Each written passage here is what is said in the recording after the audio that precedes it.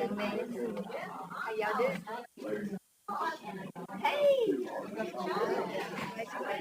know you did.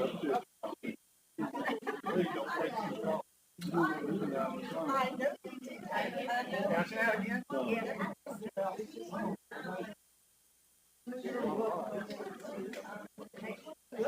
Hey!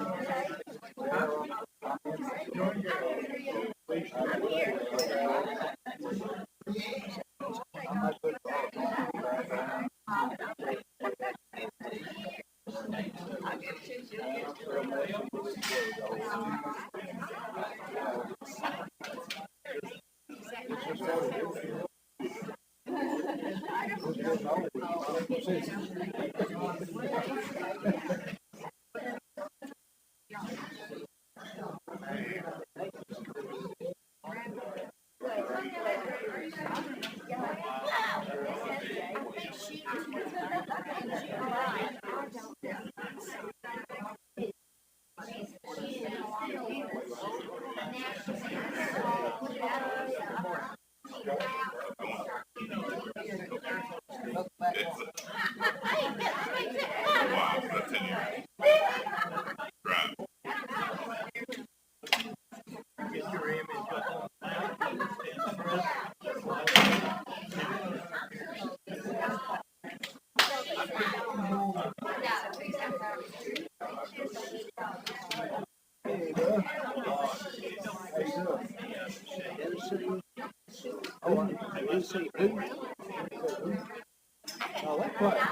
I should have won. The coach is old, so he was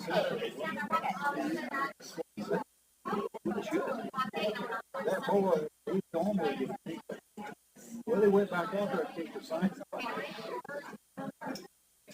Well, it was what it was.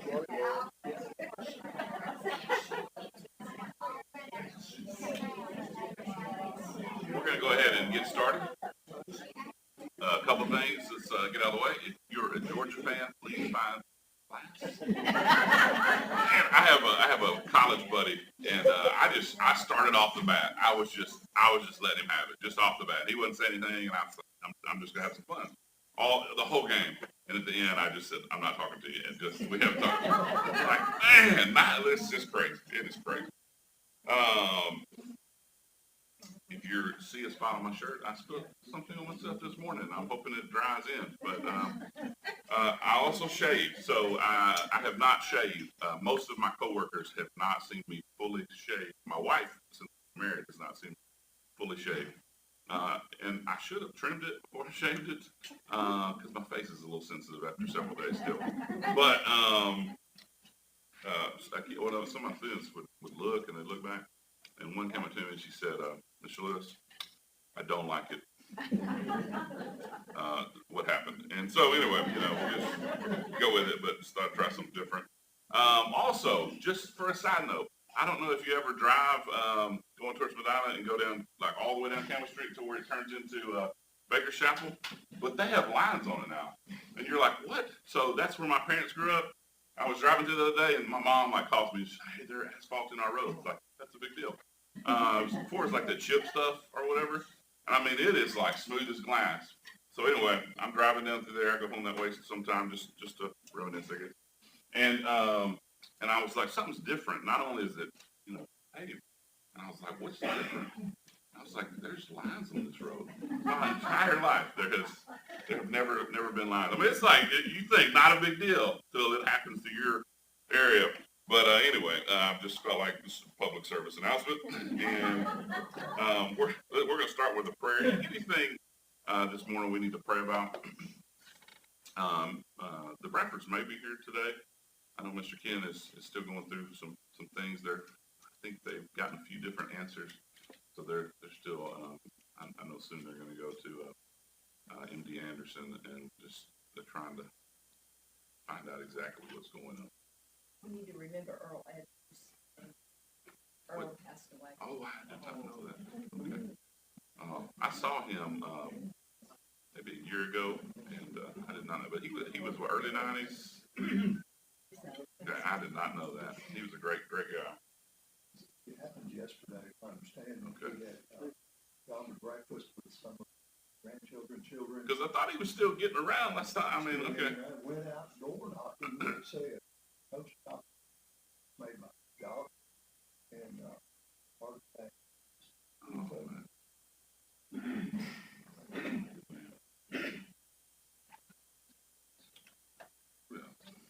Triplet? Amy or triplet? Okay. Oh, triplet, sorry, triplet. So, sorry, just Earl Edwards, one thing, had him class, a great guy. When he would miss, when a teacher would miss, you'd be like, oh, great, they're, not great, but like, hey, we're getting a, free block or whatever. But Dr. Edwards would have his secretary come up, and he had recorded the entire lesson, and she would sit down there, and it wasn't she was just going to play it, and then she would sit there, hit play, and you would sit there and listen to Dr. Edwards on tape recorder. They have the tape recorder until, for the entire lesson, and then, then you'd be able to go. Man, he's not even here. And, but sorry, all right. Hadn't heard from Ben Pop a couple of days either. He's in a rehab facility right in Madonna. Anything else? All right, let's pray. God, thank you so much for us being this morning. Thank you for the opportunities we have during the week to come together to learn about your word, just to be together, to encourage one another. Several mentioned this morning the family of Dr. Edwards. Thank you for his life, for how many people he's helped, and especially in the Henderson area and the Finger area. Thank you so much for Sorrell triplets and for their continued development. Please be with them as they'll soon be going home, and all those who'll be taking care of them. Please be with several others that have been mentioned. Mr. Kaufman's going to rehab. Mr. Bradford and his family as they continue to find out what the next steps will be. Others that are on hearts, others that have been mentioned. And God, all those that are just struggling spiritually, that are going through different things in their lives that are causing them angst. Please be with us as we try to lift one another up, encourage one another, and gain peace and joy from your word. Please forgive us in Jesus' name. I don't remember the exact verse, but we were close to verses 12 or 13. So we're going to quickly start 7 through 12, and then I'm going to move on pretty quick. And we're going to try to finish the chapter 5 and 6 today. We're going to try to answer the question that Mr. Don brought up last week that TJ couldn't answer. And it's a little dig at TJ, sorry. We're going to try, Mr. Don. We're going to try to answer that question about Titus and Timothy today. And then we're going to come up with some harder questions for TJ next week. But, so real quick, let's look at 7 through 12. Chapter 5. You were running well, who hindered you from obeying the truth. This persuasion did not come from him, calls you. A little leavens the whole lump of dough. Let's stop real quick on that. And we've heard that, but what does that mean? I think it's a good, sometimes just somebody planting something, saying something, trying to cause divisiveness can spread so quickly, right? And it only takes one person. And I think it's a reminder to us that we don't want to be that person. And maybe sometimes it's unintentional, but Paul, as we've been going through this book of Galatians, somebody or a few people are really pushing this agenda. And not only is it affecting them, but it's affecting all of these congregations that Paul had helped start in Galatia. And ultimately they're spreading, false doctrine. So I think that's a good way to put it. A little leavens the whole lump of dough. Have confidence in you and the Lord that you will adopt no other view. So he's confident in them. He's frustrated, but he's confident. But the one who is disturbing you will bear his judgment, whoever he is. But do you think Paul knows who it is? Do you think he knows who the leader of this is? He's very pointed at times. I think he has a good idea. But I, brethren, if I still preach circumcision, why am I still persecuted? For the stumbling block of the cross has been abolished. I wish those who are troubling you would even mutilate themselves. That was the verse I wanted to land on for a second because I thought it was interesting, and then we'll kind of go into our next section. What does verse 12 mean? That's pretty. He's getting to the point there. Pretty strong. It's pretty strong. Very strong. I mean, he is literally saying, if it's that important to you, then circumcise yourself. I mean, that's what the verse says. I don't know how you could say that much stronger. And he says in verse 11 there, why am I still being persecuted by the Judaizers? If you know what's the purpose of the cross? You know, we've been going through that. It's either Jesus, it earns it all, or it's nothing. Like you got to make a choice. Are we going to follow the old law, or are we going to accept that Jesus came and we don't have to do some of these things anymore? That's the pride. And I like to think of that's what we don't want to do. Right. I don't want to pride myself. So was he giving a warning here? I think he was being very. He wasn't leaving anything to question. He was getting his point across. Basically, sorry. One further step from circumcision. Yeah. Castrate yourself. If Right. you're gonna focus on that little thing and cause problems in the church, then go ahead and just kind of like if somebody's gonna focus on some tradition or some Old Testament law, and that's what they're gonna build a big case over, then go ahead and follow. Yeah, good point. He suggested that Judaizers really want to outdo him, which is what they're trying to do, to show their religious zeal. Then go ahead and castrate yourself. Perhaps this would impress the Galatians on their zeal and sincerity. In other words, you're missing the point. And ultimately, as we'll see in this next section, he's trying to get them to think like it's about Jesus. There's a reason Jesus came. Like, and they're wanting to accept both. They like some things about Jesus. They like some things about the teaching, but they just are struggling with letting go of the old law. And so Paul is trying to. I think not only is he trying to help the new converts, but he's also, hopefully you can help persuade these Judaizers, at least some of them, to relook at some things that they're believing. All right, in this next set of verses, Christian freedom, and I love this section, does not mean a license to be immoral. Freedom and maturity bring additional responsibility and accountability. All right, so what do you?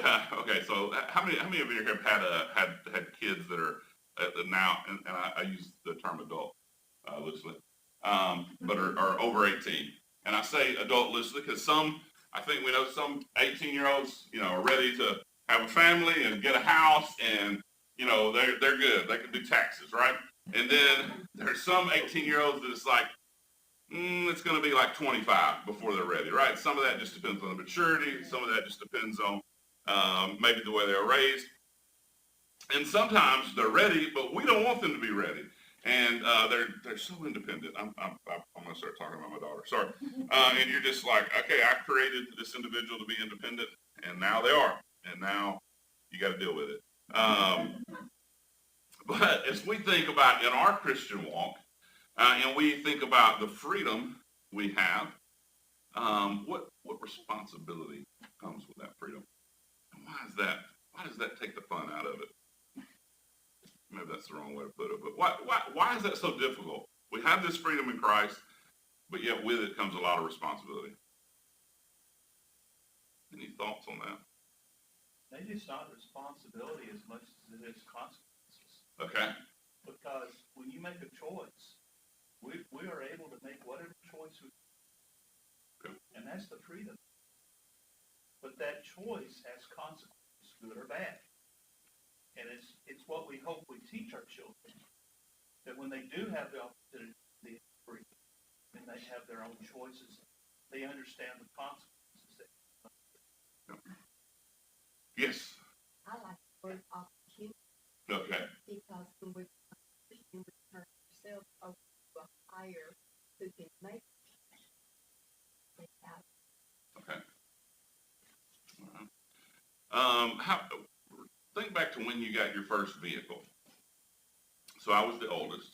So, I had an old pickup truck. You know, I all of a sudden had a lot of freedom, but I had two younger brothers. So with that freedom, man, I had to take them where they went. And honestly, I was a pretty horrible driver. But they wouldn't say anything about it because I was their ride. And so, after a few speeding tickets, after a lot of speeding tickets, you know, and having to pay those, having to go through, you know, just planning a monthly budget for tickets. For a little while, you know, you finally get tired of that, right? And you're like, well, this is getting expensive. And you slowly go, okay, there is some freedom with this, but there's also some responsibility. I've got to take care of this vehicle. I've got to, I got to put gas in it. I one time was going down the same road I was talking about earlier, and you know how when you pass somebody, you glance over. You know what I mean? You're passing somebody, right? And you just quickly glance over, and you're not saying anything, but you're just giving that, hey, I'm passing you. You know what I'm talking about? Do y'all do that? So it was an older farmer guy. So this is a back there. I was 17, 18. So I look over just a quick, you know, not being rude or anything, just, hey, you're getting passed. And as I'm passing him, I run out of gas. I literally give the nod. I stop on the wrong side of the road. He doesn't stop. He just keeps going.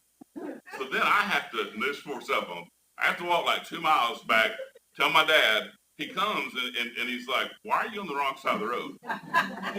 So anyway, right, responsibility. So you gain this freedom, but there also comes responsibility. In our Christian walk, I'm free. I have the freedom to make my choices. I have the freedom to love God or not to love God. I have all of this freedom.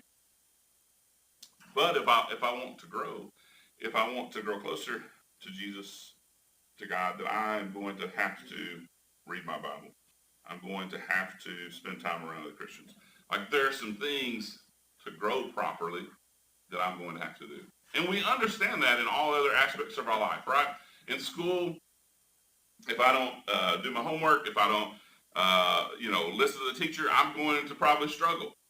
If I'm in a garden and I'm growing things, if I don't give them the correct nutrition, if I don't water them, like they're not going to grow. So we understand that in other aspects of our life, but sometimes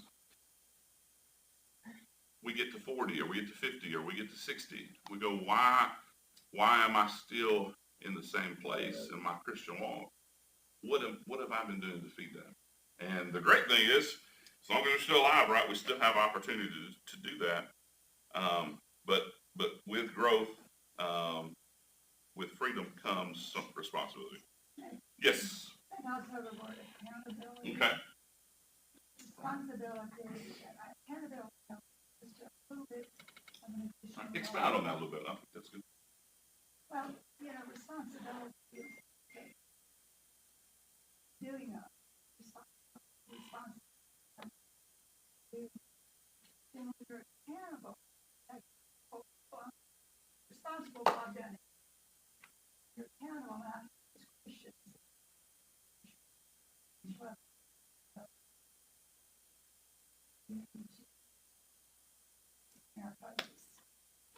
I think that's a great point. So one of the hardest things in being a principal is I'm definitely accountable for my actions, right? And then I have to be careful what I do. I have to cover things. But who else am I responsible for in that building? I'm responsible for every crazy thing any kid decides to do. I'm responsible for anything any teacher decides to do. I'm responsible for basically anything that happens on that property, whether I know it's happening or not. And so you end up being accountable for a lot of things, even some outside of your control. in the church, do we really feel accountable for each other? And I think sometimes we go, that's just their problem, or that's something they're struggling with. But ultimately, aren't we accountable as brothers and sisters? And so I think that's a great point. So we're going to jump into 13 through 15. For you were called to freedom, brethren, only do not turn your freedom into an opportunity for the flesh, but through love serve one another. For the whole law is fulfilled in one word. In the statement, you shall love your neighbor as yourself. But if you, I love this, if you bite and devour one another, take care that you are not consumed by one another. We were originally created to serve, and that is our most natural and fulfilling activity. What do you think about that statement? We were created to serve, and that is our most natural and fulfilling activity. I think that's easier for some of us than others. Any thoughts on that statement? In our society, I think sometimes it's hard to serve. We're used to being served, or we're at least used to being someone else serving. How good are we at serving others? Nathan, there are some people that are easier to serve. Okay, no, that's a great point. Okay. But God doesn't, I mean, there's no distinguishing here. It's Okay. those who are hard to serve or those who are easy to serve. All right, good point. Great point. All of us just had somebody in mind. I know, right? That's where our minds went. Slogan, and I won't use the whole phrase. When I was in the Army and I was part of the military, they always say lead or follow. Get out of the way. Because we're looking for, some people can lead, more people can follow. But if you're falling to that mode of not doing anything, get out of the way and let others go forward. That's tough, because sometimes I think in the church we fall into that same three categories. And we all want to follow, but our goal is to. You know, and I think especially in some in our society, be with degrees, it can just be with finances, status, right? With status comes this not having, you know, if we're not careful, not having to serve. I think someone who is taking care of me in a medical sense, if they're willing to serve, obviously I want them to be well educated. I want them to have achieved whatever degree standing that, you know, in that area, but also want them to care about me as a person, right? If I'm,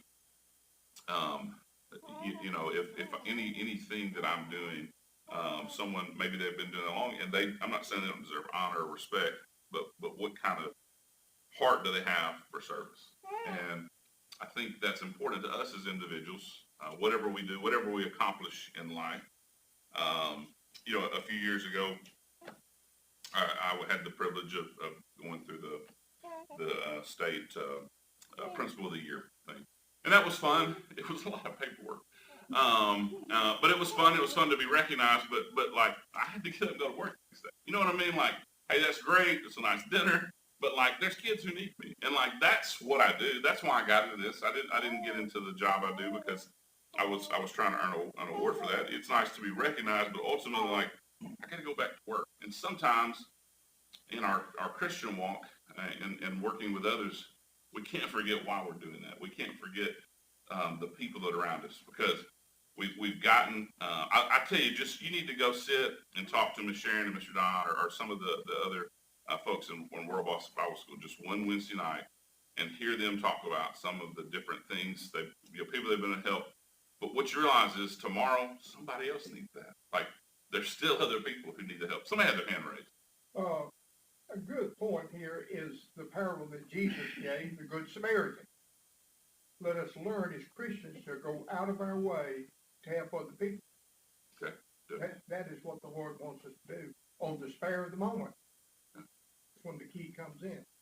And that may inconvenience me, that may take away from what I want to do, but that's ultimately what we're called to do. Any service offered without regard to Christ will perish with this earth. So I think it's also important to remember why we're serving, who we're serving for. Hopefully that will help us as we deal. I love reading about Mother Teresa. And one of my favorite stories from Mother Teresa, and obviously I didn't agree with everything she taught, but just the way she lived her life. So I went to hear a speaker one time. I can't remember his name. He was an interesting guy. But when Mother Teresa was still alive, he wanted to go visit her. But it was a process. Like, you just didn't show up. So he made some phone calls. He got a hold of somebody in a pretty high office in the Catholic Church in America. They put him in contact. So anyway, he was able finally they approved for him to come. I think it was for a week to come into the Calcutta, and at least he would be able to visit with her some. And so he went, and he said every morning they would get up, and the nuns and the priest there would have a prayer time. They would kneel down, and they were doing that. And so he was trying to just participate and learn. And so he's there, and he said he would notice, like, Mother Teresa, and she was, I think, near 80 at that point, but she was, she had taken care of herself. She was a, pretty lady. And he said, but, like, her feet just look hard. Like, he said, you're praying, right? And so your feet are uncovered. And he said, I just kept noticing, like, what happened to her feet? Like, she's a pretty lady. I just don't understand why her feet look so bad. And so finally, one day he asked one of the other nuns, he said, hey, did something happen? Or, like, why are her feet they just don't look like she's taking care of them? And the other nun said, well, we, on a regular basis, we get shipments of shoes, and they come in, and, they're going to distribute those. And she said, so before we distribute those to the kids, the nuns are able to go through those, and they're able to pick out, a pair of shoes they can use. And she said, the nun said, but Mother Teresa will wait until everyone else, all of the shoes are distributed, and then she'll pick a pair out of what's left. So for years and years, she's gotten a size that's not the right size, that's not the best pair of shoes, and she's wore that to the point that now, her feet are not in as good a shape as they should have been. And I thought, man, like, that's not just a one-time thing. That's like something she's consciously doing, something she's thinking about, because she didn't want anybody else to have the pair of shoes that were worse than the ones she was getting. And it's just, I think, things like that in the way we live our everyday lives. Verse 15, but if you bite and devour one another, take care that you are not consumed by one another. Man, that's pretty strong language. Any thoughts on that verse? We have got to help one another. Okay, that's a good way to put it. And not only in helping one another, but we can't make life harder on one another.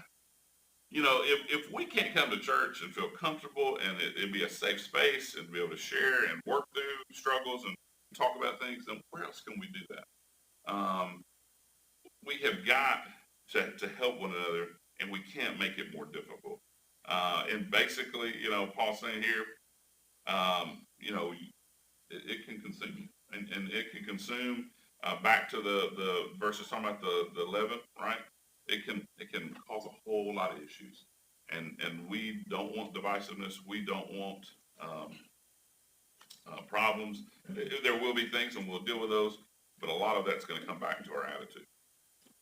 But I say, verse 16, but I say, walk by the Spirit, and you will not carry out the desire of the flesh, for the flesh sets his desire against the Spirit, and the Spirit against the flesh. For these are in opposition to one another. You got the flesh, you got the Spirit, so that you may not do the things that you please.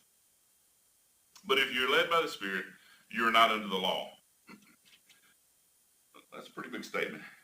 But if you're led by the Spirit, you are not under the law. Now the deeds of the flesh are evident, which are immorality, impurity, sensuality, idolatry, sorcery, enmities, strife, jealousy, outbursts of anger, disputes, dissensions, factions, envy, and drunkenness, carousing, and things like these, of which I forewarn you, just as I have forewarned you, that those who practice such things will not inherit the kingdom of God. So he goes through all these things, and we can spend weeks and weeks on each one of these. For sake of time, we're not. ultimately he's showing the flesh, right? You have all these things, and some of these things you look at and go, whoa. One of the things that is hard for us to imagine, we still have a lot of these things in our towns, but they're on the other side of town, right? We don't pass by them all the time. But in some of the ancient Roman cities especially, I want you to think about it. You're walking down the street, and there's a temple, and in that temple, there are all kinds of sexual acts going on in praise to whatever god or goddess that is.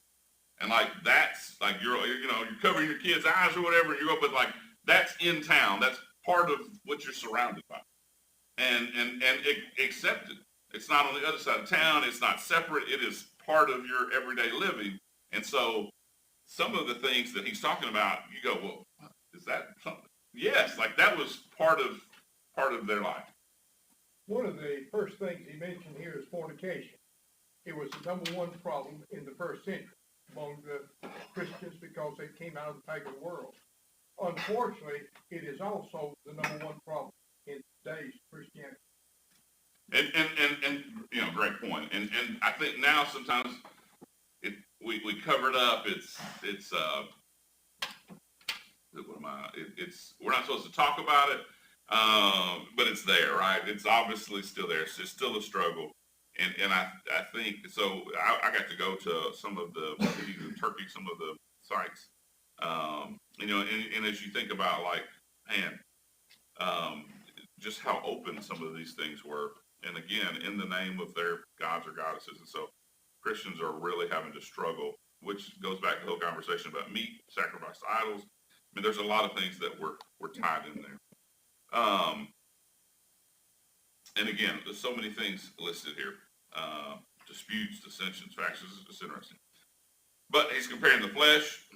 And now, but the fruit of the Spirit is love, joy, peace, patience, kindness, goodness, faithfulness, gentleness, and self-control.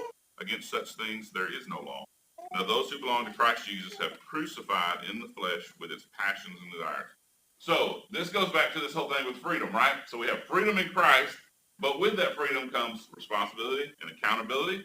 So you've got the flesh, and the flesh is going to lead you to all of these different things. And then you've got the fruits of the Spirit. And you have to, as you grow as a Christian, these are the things that you want to replace or grow in. And he mentions the fruits of the Spirit. And that's what your passion should be. That's what your desire should be. That doesn't mean it's easy. That's your aim. If we live, verse 25, by the Spirit, let us also walk by the Spirit. Let us not become boastful, challenging one another, envying one another. I think this is something we have to be careful of. Some of us are just better at something. So I've been going to this class on Wednesday night. Anthony Myers is teaching. And part of it is about writing letters it's kind of like leaving your legacy. And it's been a good class. It's challenged me. I didn't really grow up in an environment like, we didn't really do that. Like, if I get a letter from my dad, it'll be neat. Not sure what it would say, but it would be neat. It's just not like his style. And so anyway, we've been talking about that, and basically words bring encouragement, what we say, whether it's written or spoken, and building one another up. But do you ever go, man, I wish I had that gift, like that somebody else has got. And we, man, Kim, I'm sorry, I'm embarrassed, but Kim, like, when it comes to the Nicaragua Christian School stuff, like, there's a lot of guys in there who I look up to, and ladies, and we look around and we're like, as we're talking about something, then we just go, Kim, like, how are we going to do this?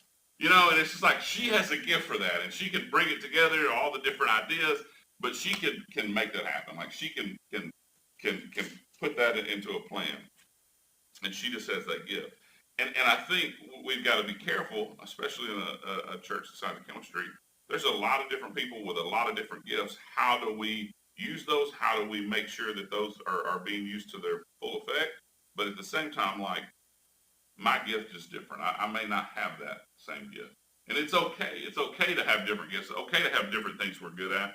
My wife is good at a lot of things that I'm not good at, and so how do we complement each one another? And in the church, how do we complement one another, but also not become envious of one another just because we have different gifts?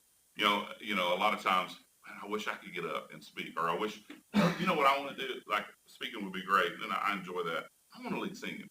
You don't want me to lead singing, but I want to be that. Like when you just song there, it's like, man, that would be fun.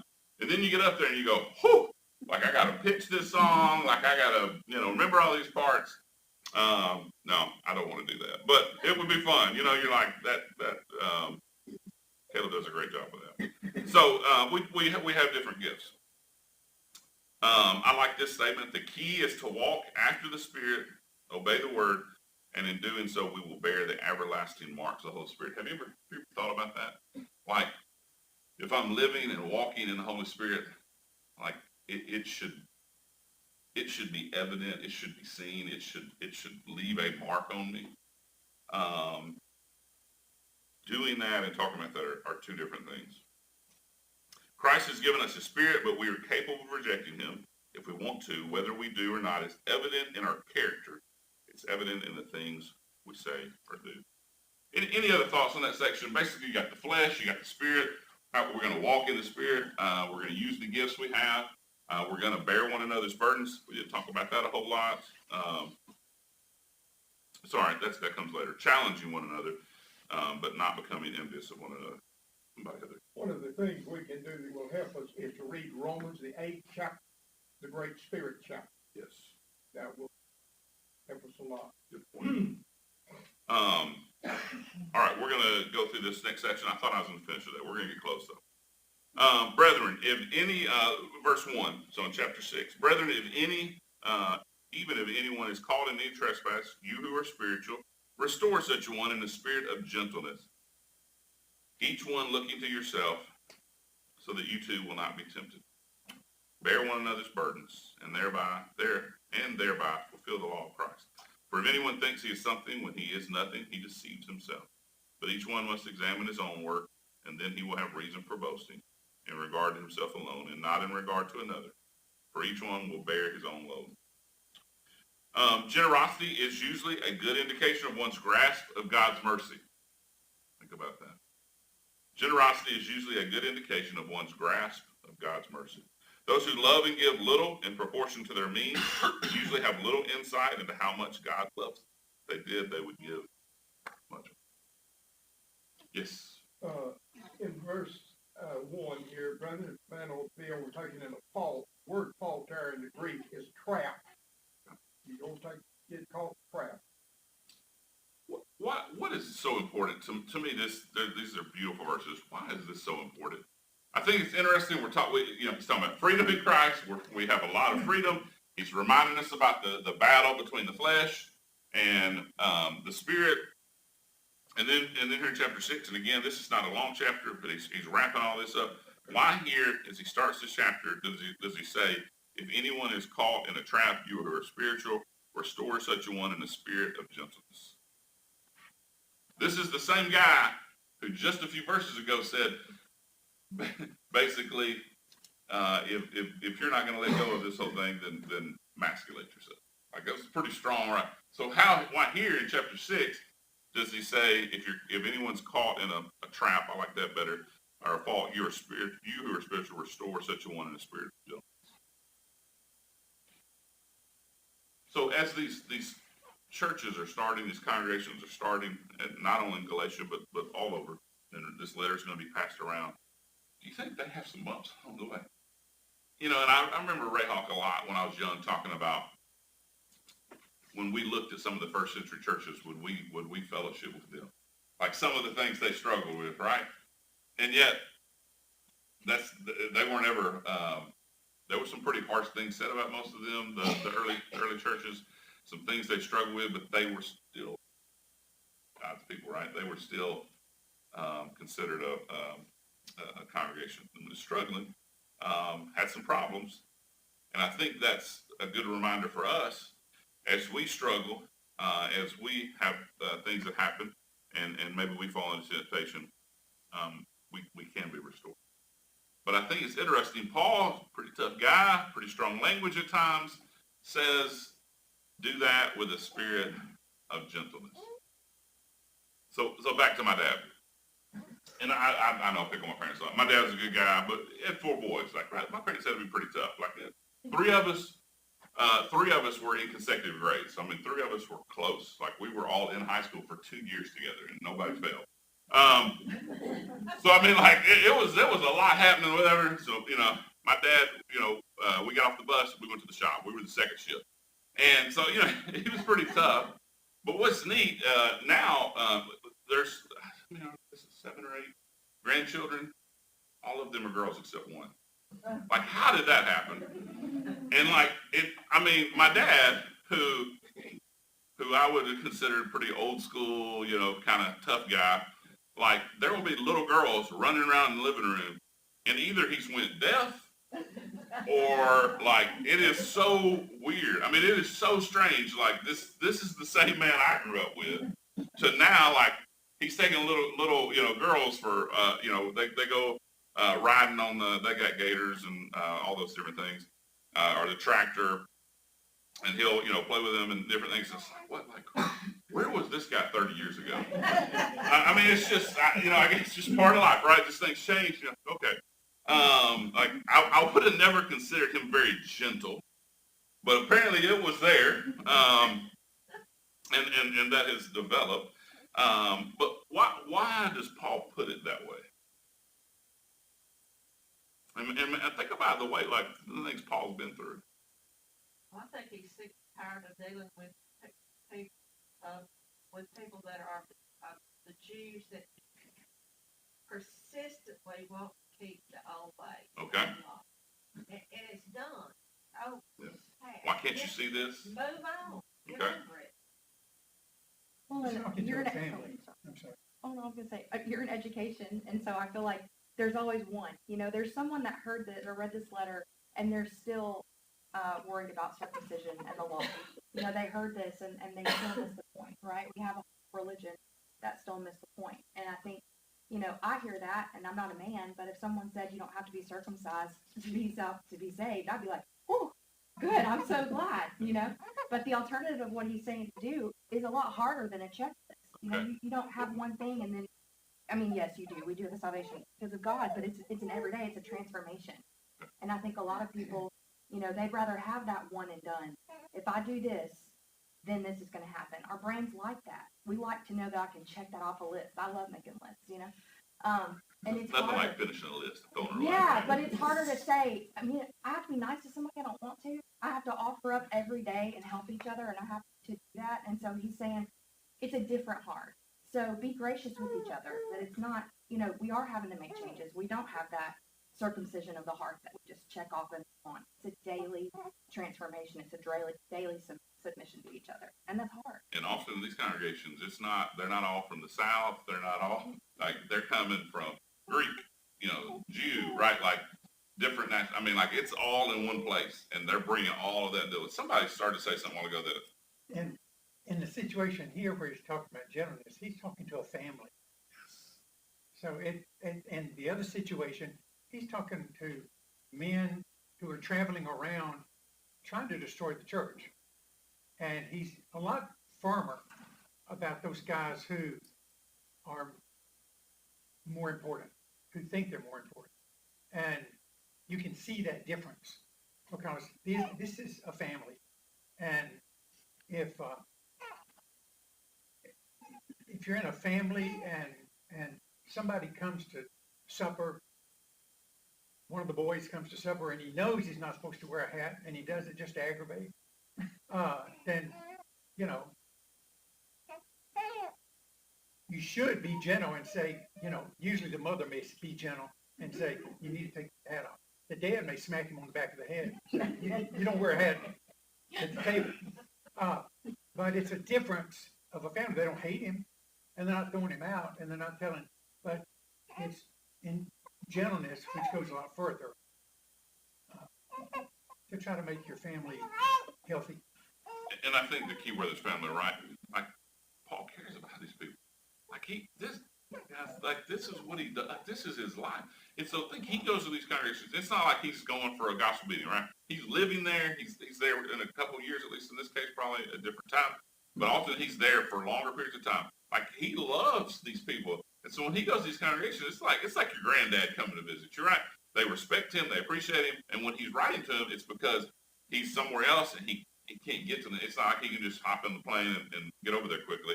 So like when he writes something to these congregations, like, he is burying his soul because he loves them and cares about them and wants to see them in heaven. And we as we correct someone or work with someone or like, how did they do that? We have to remember that they're part of the family and how we treat them. I like to give credit back to the smart guy, Proverbs. He says a gentle answer turns away wrath, but harsh words stir up anger. I think you will find that right now this is what's going on. There's a lot of harsh words and a lot of wrath going back and forth. Don't get caught up with those other people, as you know, in the earlier chapter, but bring it back home today. Bring it back to what's happening on social media. I think this is something that really bothers me, where I can really apply this. Just always try to remember to be gentle and be kind. Definitely, always. One more verse, and then we're going to end. He's talking about, in verse 6, the one who's taught the word is to share all things with the one who teaches him. Do not be deceived, God is not mocked, for whatever man sows, he will also reap. I think going back to that, well, yes. There's a great lesson here on the side. You look at verse 2 and verse 5. There are certain burdens that we can help other people with. Then there are certain burdens they must bear themselves. But each one must examine his own work and then have reason for boasting in regard to himself alone. Are there things that you struggle with that you've overcome and nobody else may ever even know about that? And you can go, okay, I've overcome that. Every once in a while, somebody's able to share that with us in a class or in service, and it may be something they struggle with for years that we don't even know about. There's those private struggles, those things that we have to work through. Maybe someone close to you knows about, but then there's also things as a church, right? As a larger group that we work on, and ultimately, hopefully, you have some people in your life that you can share those things with that can help you with those. We didn't get as far as I wanted, Mr. Don. I had a good answer. And we'll try to get to that next week. I think I had a good answer for your Timothy Titus question. And we'll get to that. Sorry, we ran out of time a little bit. There's some good stuff here. We'll try to finish this Galatians next week. Thank y'all for your input.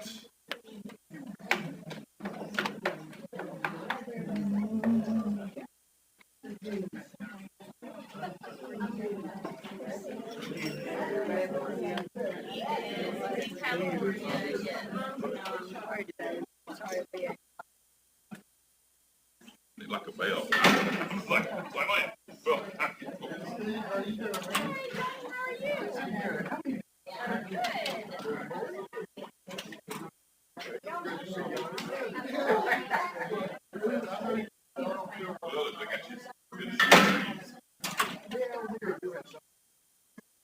Be ready.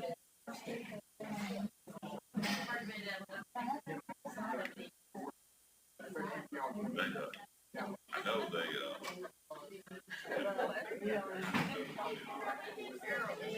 there's just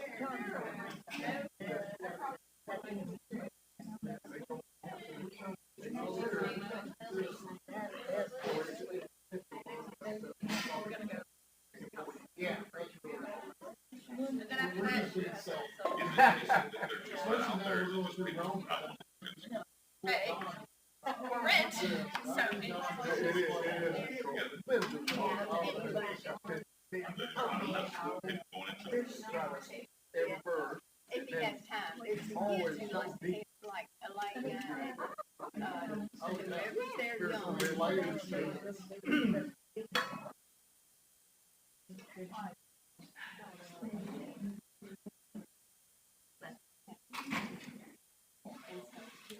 until they have kids and go, I need a little different schedule.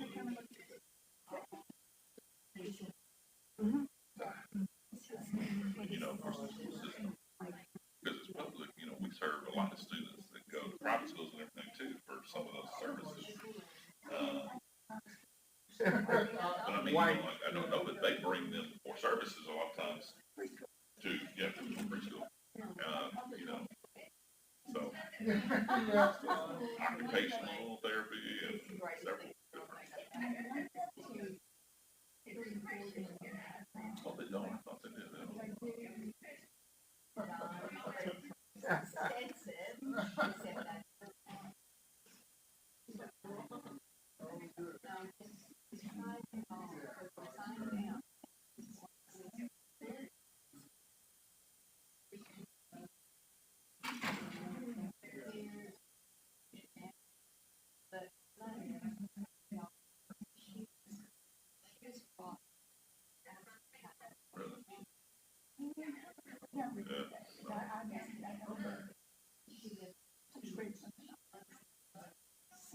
And it's interesting, sometimes the state will have these new mandates, like a few years ago.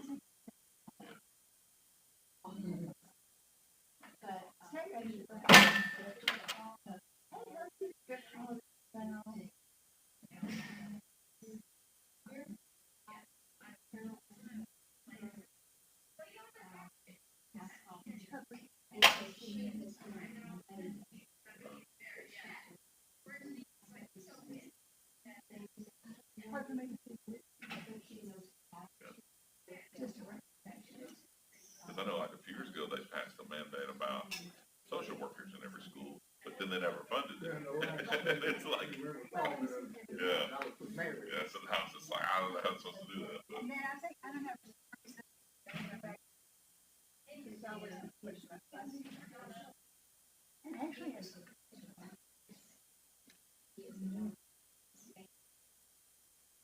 Easy going.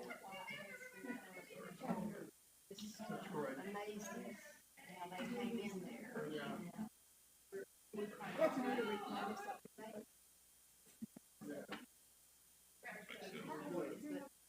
Anyway, that's where, and I've tried to privately tell Oh, Teresa sure, and, yeah. you feel bad in telling, that sounds like a little late, Right. you know, No, but that's fine. she's always very sincere. Maybe she talks about her past.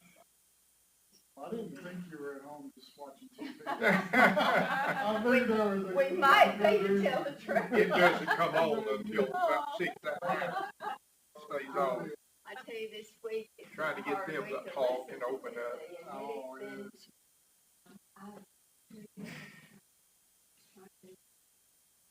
This was the bombing, and they just went to the house. Yeah.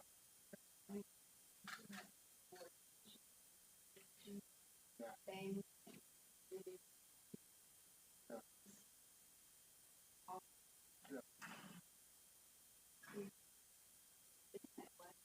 Oh, yeah.